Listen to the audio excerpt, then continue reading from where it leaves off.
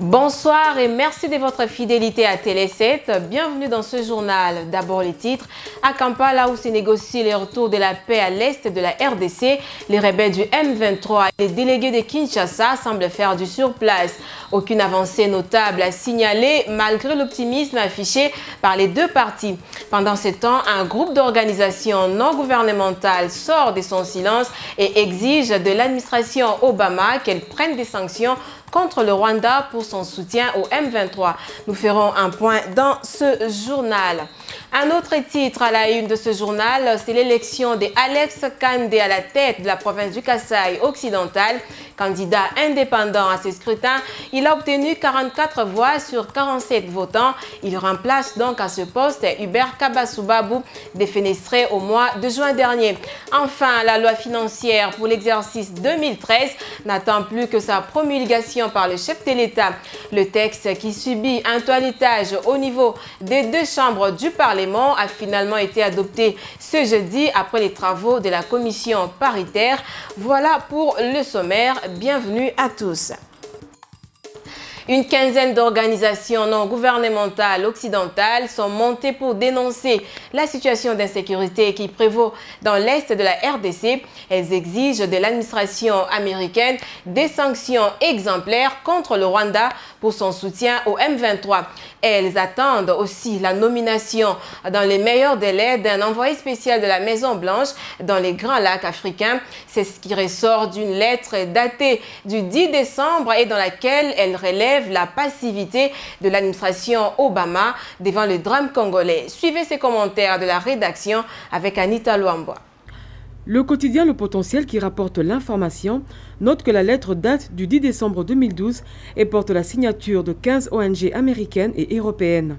Dans cette correspondance, les signataires se disent préoccupés par la passivité et surtout l'indifférence dont fait preuve l'administration Obama en rapport avec l'insécurité au Congo.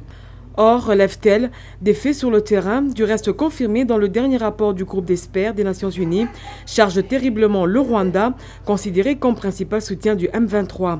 Le collectif d'ONG recommande instamment au président Obama de nommer un envoyé présidentiel pour mener une riposte coordonnée américaine à la crise, à soutenir la nomination d'un envoyé de l'ONU pour les Grands Lacs, afin de soutenir l'imposition des sanctions contre les contrevenants de l'embargo sur les armes des Nations Unies sur la RDC. Et enfin, pour couper toute assistance militaire et suspendre toute autre aide non humanitaire au gouvernement du Rwanda pour son soutien à l'insurrection du M23. Bien avant qu'elles ne formulent leurs recommandations, ces ONG dénoncent le silence coupable des États-Unis devant des faits avérés qui chargent le Rwanda relativement à son soutien aux rebelles du M23. Ces ONG dénoncent le silence coupable des États-Unis devant des faits avérés qui chargent le Rwanda relativement à son soutien aux rebelles du M23. Ces ONG estiment que le Rwanda aurait induit l'administration Obama en erreur en niant toute implication dans la nouvelle crise qui déstabilise la RDC. Par conséquent, le collectif pense que la sortie pacifique de la crise dans l'est de la RDC ne peut résulter d'une structure à l'instar de la CIRGL où siègent en même temps les bourreaux rwandais et ougandais et la victime RDC. Elles sont d'avis que les efforts pour parvenir à une paix durable doivent être menés non par ceux qui continuent à perpétuer le conflit, mais plutôt par un processus crédible international reconnu.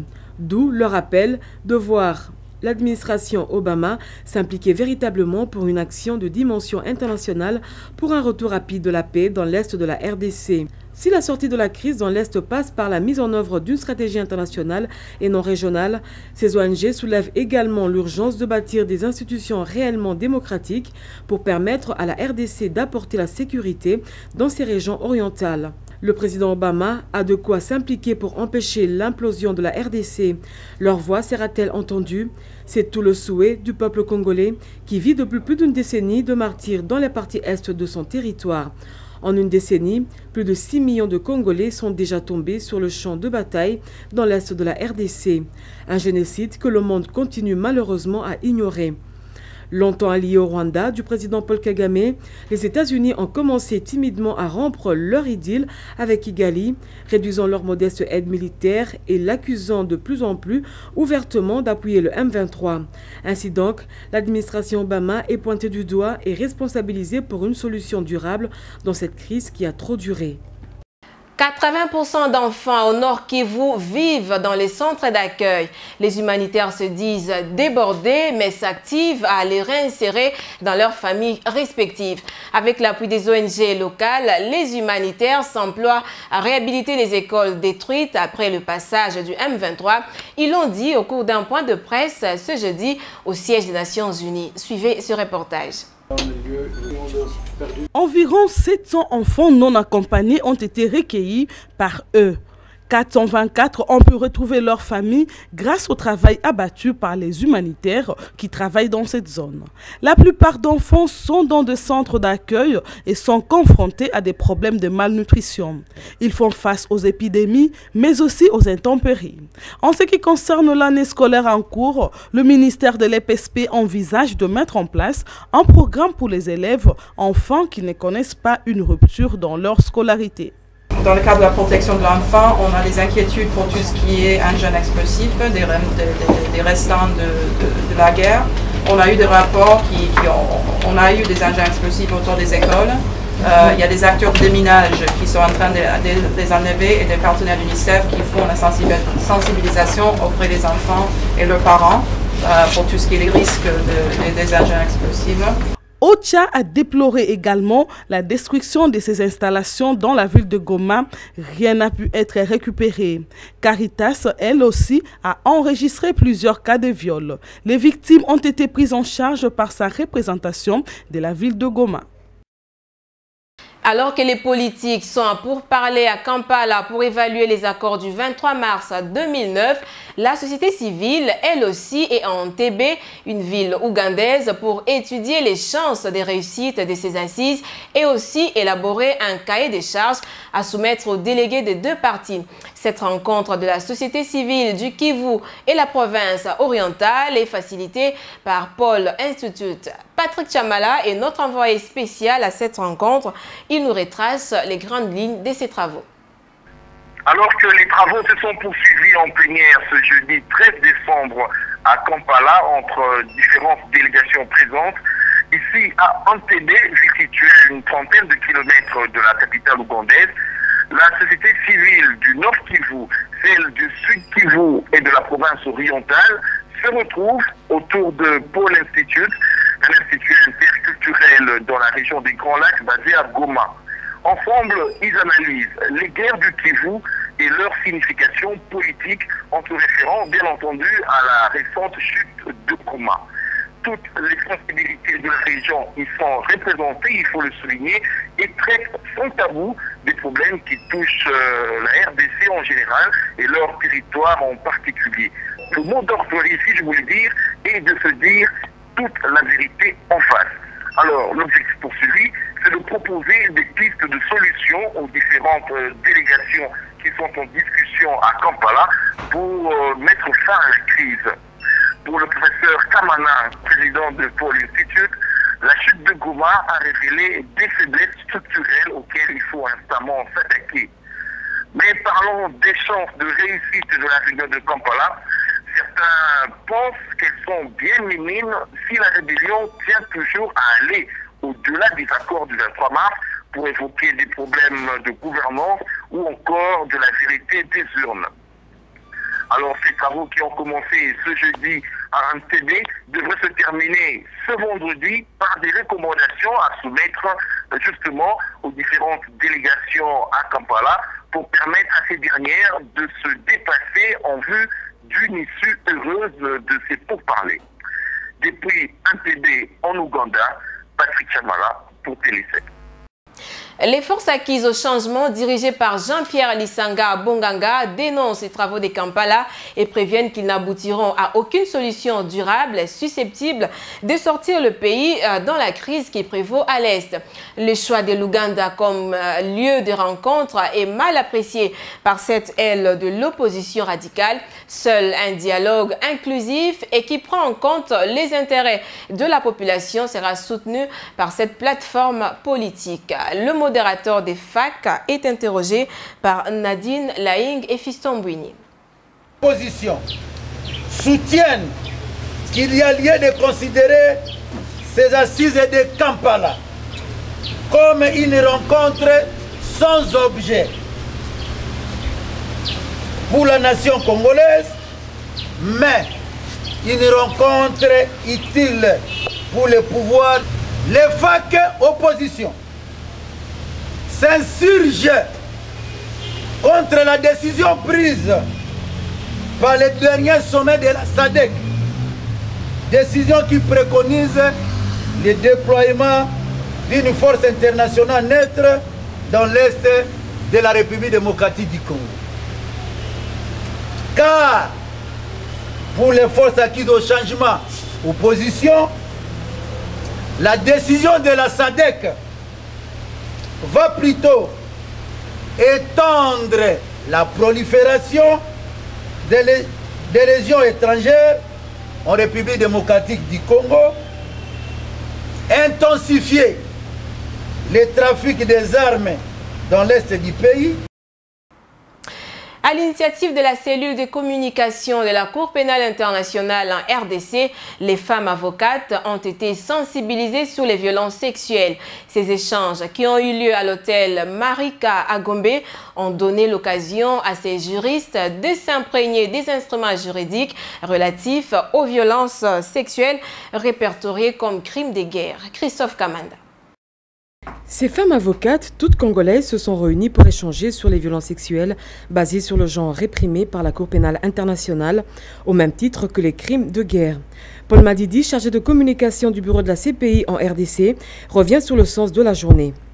Il était donc indiqué pour nous de sensibiliser les avocates sur la question, de leur montrer non seulement les opportunités, les dispositions du statut de Rome par rapport aux violences sexuelles, mais aussi de montrer différents instruments internationaux qui garantissent l'intégrité de la femme. Le viol est répertorié par la Cour pénale internationale comme un crime de guerre, alors que l'instance internationale de justice est compétente pour poursuivre les chefs qui commandent leurs troupes pendant la période de la commission de ces infractions.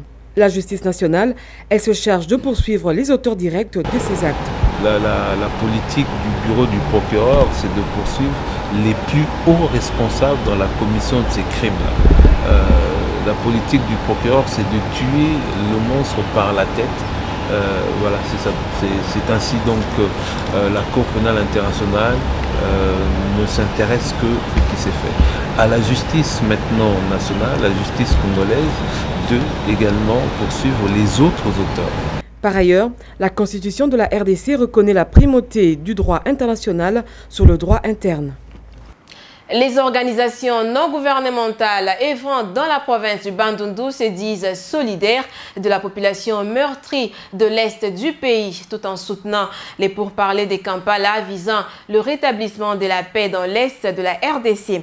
Ces ONG demandent au gouvernement congolais de traduire en justice tous les auteurs des actes de violation des droits de l'homme dans cette partie du pays, comme l'explique Odilon Kawanda, notre correspondant permanent à Kikwit. En attendant la suite des négociations qui se fait à Kampala, en Ouganda, entre la délégation de la RD Congo et le M23, la dynamique de la campagne Nous Pouvons Alliance du Bandundu, une plateforme qui lutte contre les violences faites à la femme dans la province, dénonce, je cite, des exactions, des viols massifs, des violences de toutes sortes, des actes de vandalisme et des scènes de pillage le plus odieux commis par le Rwanda et l'Ouganda en RDC par le M23 interposé. Fin de citation. La dynamique peut ainsi exprimée ce mercredi 12 décembre 2012 à l'occasion de la cérémonie de clôture des activités liées au 16 jours d'activisme dans la lutte contre les violences faites à la femme. La dynamique a saisi cette opportunité pour demander à la communauté internationale d'entamer sans délai des poursuites judiciaires, je cite, contre les auteurs des crimes commis dans l'Est et qu'il soit mis fin une fois pour toutes des agressions des pays voisins contre la RD Congo. Fin de citation. J'écoute dans le bâtiment de la fête. La loi des finances pour l'exercice 2013 vient d'être votée formellement à la Chambre haute du Parlement ce jeudi, un vote définitif qui intervient après l'harmonisation des divergences à la commission paritaire, Assemblée nationale et Sénat. Il en est de même pour le projet de loi autorisant l'adhésion de la RDC au protocole du traité instituant la communauté économique africaine relatif au Parlement africain. Serge Kouete, Oscar Bakandoa.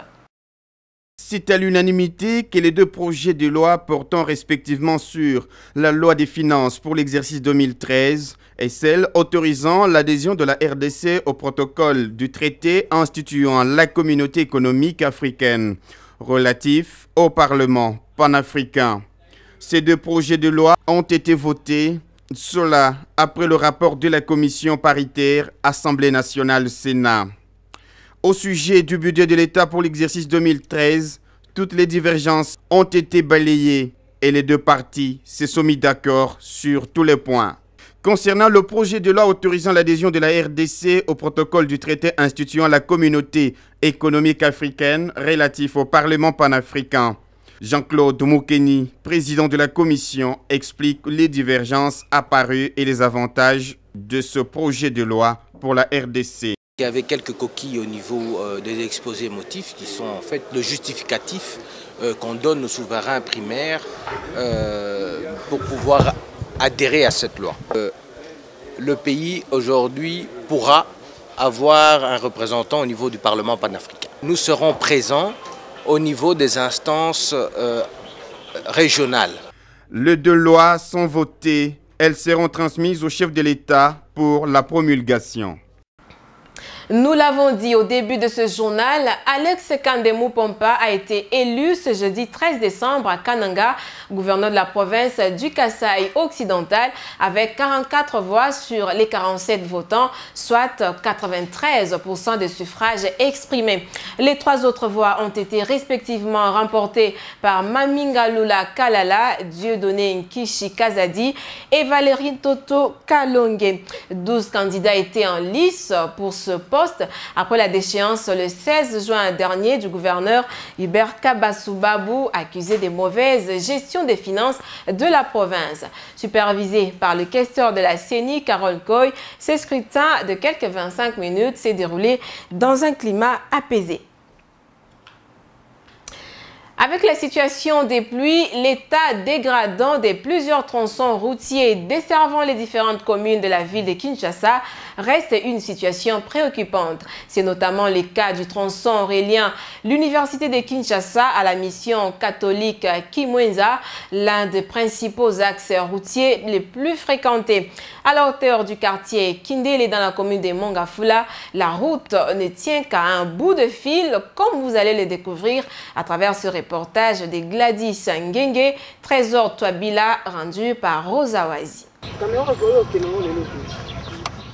En raison de son importance socio-économique, cette artère devait être asphaltée. Cependant, chaque jour qui passe, son état ne fait que se détériorer.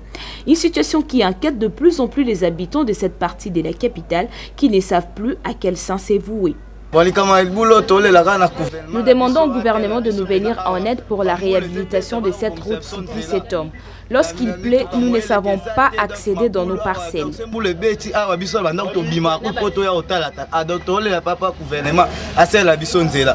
De trous béants, des têtes d'érosion, des bosselets, telle est l'image désolante qu'offre actuellement la route de Kimwenza. Cependant, elle est loin de trouver une solution adéquate. Depuis plusieurs années, la population demande aux autorités politico-administratives d'asphalter cette route en raison de son importance économique et sociale. Depuis qu'on est ici, on a remarqué trop d'érosion, trop d'infrastructures ici. Et il y a trop, c'est vraiment dangereux pour les habitants de Kindele. C'est pourquoi je demande au gouvernement congolais de venir rétablir les routes afin d'éviter des accidents et de risques terribles qui vont causer de morts. Malheureusement, cet appel ne retient pas leur attention. Il y a quelques années, le travail de réhabilitation de cette route avait été confié à une entreprise chinoise qui n'a pas reçu par la suite le financement requis. À ce jour, le projet est rangé dans les calendres grecs. La dégradation de cette route constitue une entrave au petit commerce de personnes qui ont installé de part et d'autre boutiques, maisons de vivres frais, salons de coiffure, ateliers de coupe et couture, de réparation des appareils électroménagers. À la place de solutions alternatives, il est plus que temps de penser aux solutions durables car les mauvais états de route du quartier est à l'origine de nombreux bouchons et accidents. La reconstruction totale de cette route, tout comme les autres dans la capitale, devient de plus en plus nécessaire. Le transport en commun reste un casse-tête pour les Quinois. Nombreux sont ceux qui se battent chaque matin pour rejoindre leur lieu de travail. Les étudiants aussi sont les plus touchés par cette difficulté car ils n'arrivent pas à temps dans les auditoires. Nos reporters Trésor Touabila et Gladys Ngenge ont été ce matin à l'intendance générale dans la commune de Lemba et voici ce qu'ils ont vécu. Se déplacer en transport en commun est un casse-tête à Kinshasa. Chaque matin, c'est à des empoignades que se livrent les usagers pour trouver place à bord d'un bus, taxi-bus ou d'un taxi. Il faut jouer des muscles et des coudes. Il n'est pas surprenant de se prendre en coup ou se faire marcher dessus. Les étudiants sont les plus touchés par cette situation qui ne leur permet pas d'être dans les auditoires à l'heure. Il y a vraiment un manque. Je pense que c'est dû à la présence de l'État. Je pense que l'État doit gérer tous les plans. Il doit défendre une demande qui existe déjà. La demande est tellement grande, l'offre n'existe pas. Ce sont les privés qui mettent leur voiture en circulation pour essayer de remédier à cette demande aussi grande. Elle ne parvient pas toujours à... Il faut être rapide pour rattraper les véhicules qui ne s'arrêtent pas aux endroits les plus fréquentés par les hommes. Dans la course de vitesse pour rattraper les transports, certains Quinois concurrenceraient le meilleur sprinter aux Jeux Olympiques. Mauvaise surprise, à la place de l'intendance générale dans la commune de Lemba, c'est une foule qui s'impatiente. Pas de transport et les rares bus qui stationnent sont pris d'assaut par le plus rapide. Quelques-uns préfèrent la moto. Il y a un peu d'embouteillage pendant la journée. Il y a des tracasseries entre les chauffeurs et nous. Et les après-midi, donc le soir, à partir de 18h, les tracasseries sont dues à ces positions qui sont mises juste au niveau de la tendance ici. Même aux heures creuses, les attroupements étaient visibles aux arrêts de bus. Ça y est, la RDC sera enfin réunifiée par voie routière. Le coup d'envoi de ce programme a été donné ce jeudi à Bukanga-Lonzo, dans le territoire de Kenge. Nous sommes là dans le Bandundu par le Premier ministre Matata Ponyo. Le projet est financé à hauteur de 40 milliards de francs congolais. Ce projet d'intégration régionale est piloté par le ministère en charge des infrastructures, travaux publics et reconstruction via l'Office des routes. L'un des objectifs poursuivis est de désenclaver les régions isolées du pays. En page internationale, faute de réactions satisfaisantes, l'opposition au président Morsi appelle à voter non au référendum de ce samedi 15 décembre. À mesure que l'échéance approche, la situation est très loin de se clarifier en Égypte et l'opposition vient de donner sa ligne de conduite pour le jour du vote. Le palais présidentiel est toujours sous haute protection militaire, tandis que l'opposition continue de camper sur ses positions. L'Égypte s'enlise dans la crise pour la 10e semaine consécutive. L'appel au dialogue lancé mercredi par l'armée n'a pas permis d'apaiser les tensions entre le gouvernement et l'opposition et a dû être finalement reporté à une date ultérieure. Je ne pense pas qu'un tel dialogue pourrait changer quelque chose. Il s'agit juste d'une tentative pour apaiser les tensions ou une simple tentative pour détourner l'opposition au référendum. Cela a surtout été l'occasion d'éviter les menaces de désobéissance civile. À quelques jours du référendum, l'opposition reste toujours mobilisée dans les rues. La principale force d'opposition égyptienne, le Front du Salut National, a même appelé les Égyptiens à se rendre massivement aux urnes pour voter contre le projet de constitution qui divise profondément le pays. J'appelle tous les Égyptiens à voter. Si 50 millions d'Égyptiens sont amenés à s'exprimer, alors nous devons nous mobiliser et voter non pour contrer les partisans des frères musulmans. Nous voterons oui. Ces prochains jours, nous allons prouver que le peuple égyptien a son mot à dire. Toutes les personnes qui aiment et se soucient de l'Égypte doivent participer et partager leur opinion. Nous ne pouvons pas boycotter et le regretter plus tard. Le taux de participation au référendum du 15 et 22 décembre prochain devrait être un indice révélateur de l'issue du scrutin et un véritable test pour la démocratie égyptienne. Au Mali, Diango Sissoko a été nommé ce mercredi à la place de Cheikh Modibo Diarra, contraint à la démission par les militaires putschistes. Le nouveau Premier ministre doit former un gouvernement d'union nationale, d'organiser les élections et la reconquête du Nord Mali. Dans l'opinion, beaucoup s'interrogent sur leur situation sociale. 38 heures après la nomination du nouveau Premier ministre malien Diango Sissoko, la démission de Cheikh Modibo Diarra soulève toujours l'opinion de la population. Si la situation reste calme au Nord Mali, les habitants de Sévar se disent déstabilisés par cette décision. Ils l'ont forcé à démissionner car le Premier ministre a appelé aux manifestations la semaine dernière pour encourager le déploiement de forces internationales au Mali. Ils ont mal agi. On va avoir encore plus de problèmes. Une décision qui préoccupe les Maliens quant à la résolution de la crise au Nord Mali. Ces habitants accusent les militaires d'empêcher de trouver une solution viable et stable pour le pays. Moi, ce que je veux dans mon cœur, quand même, vraiment, moi, je veux que les politiciens contrôlent le Mali, quoi. Parce que nous, on ne veut pas le contrôle des militaires dans le pays, quand même. Puis la démission du Premier ministre, vraiment, moi, ça m'a choqué. Ouais, c'est tout ce que j'ai à dire, quoi. Vraiment, c'est pas bien pour moi. L'Union africaine a condamné mercredi l'intervention de l'armée malienne dans les affaires politiques du pays, un avis partagé par l'ensemble de la communauté internationale. À présent, nous allons lire les journaux parus ce jeudi dans la capitale dans une sélection de Rosa Oazi. Des nouvelles révélations sur la situation à l'est de la RDC, c'est le sujet à la une de journaux parus ce jeudi dans la capitale. Guerre dans l'est, les ONG occidentales accusent Obama, note en une le potentiel qui indique qu'une dizaine d'organisations non gouvernementales occidentales sont montées au créneau en rapport avec la situation d'insécurité qui prévaut dans l'est de la RDC.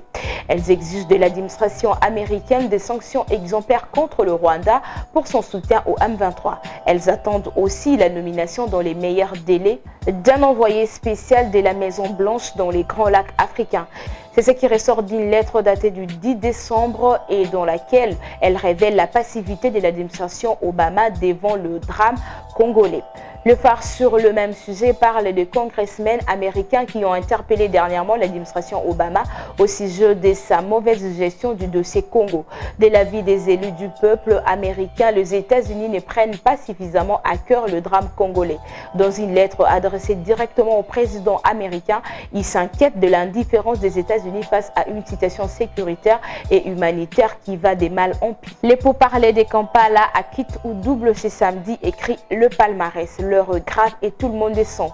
Dans la confusion générale qui commence à prendre corps à Kampala, le numéro 1 congolais vient éclairer la lanterne. Lui qui, au cours de la tripartite Kabila, Museveni, Kagame, juste après la chute de Goma, avait seul devant l'histoire et les devoirs constitutionnels lui reconnus, pris l'engagement d'écouter le M23, conclut le quotidien visiblement inquiet. L'observateur, lui, s'inquiète de l'insécurité de la ville de Goma et ses environs. Plusieurs habitants des localités de Kanyaruchinya, Kibati, Mutao ont fui vers Goma à cause de l'insécurité provoquée par la présence massive d'éléments M23 positionnés sur les collines Munigi et l'occupation de leurs habitations par ces rebelles.